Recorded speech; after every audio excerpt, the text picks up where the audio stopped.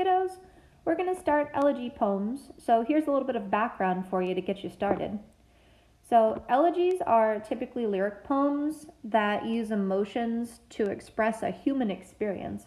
Typically the emotions are sad or solemn. It's lamenting the loss of someone or something.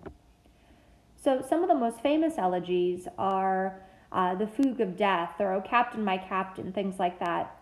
So we are going to do Walt Whitman's O Captain, My Captain poem today and tomorrow together. So as you're listening to this, I'm going to give you a couple of examples from a different poem that I'm going to have you apply to Whitman's. So traditionally, this type of poetry has three different parts: grief, followed by admiration, and then acceptance. And so if we look at this poem, Words I Could Not Say, what we see grief. So the author of this poem expresses how sad they are and sorrowful over the loss. Specifically, if we look at, as I choked on the words I could not say, emotions undone, very clearly this person is sorrowful. Followed by admiration. And so this particular author says, replaying the memories, those breaths of fresh air. What they're saying is, even though this person is gone, they're still grateful and they still admire the time that they did have with them. Lastly, acceptance. And this is when the author of these poems simply expresses that they understand they can't change anything and they understand how they're feeling. So it's the how they deal with it. And this guys can take a couple of different ways. In this particular poem, they simply say, look, I'm going to need to give it time, and that's how I'm going to start getting over it. So if we look at this in a little bit of a different way, a reminiscence says a very similar thing. Okay?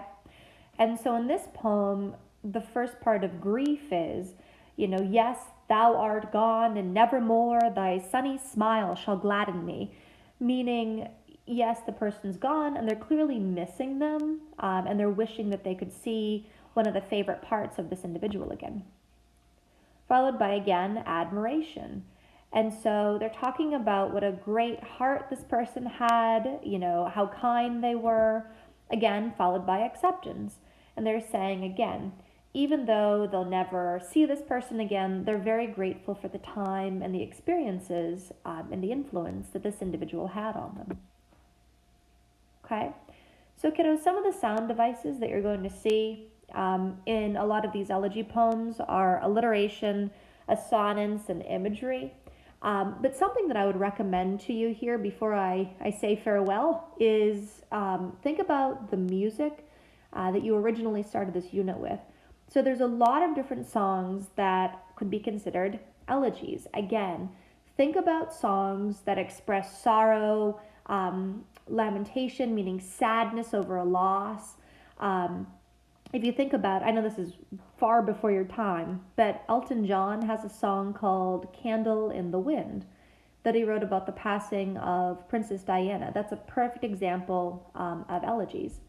So as always, kiddos, if you need help, shoot me a message or email, and I'd be happy to get you rocking and rolling.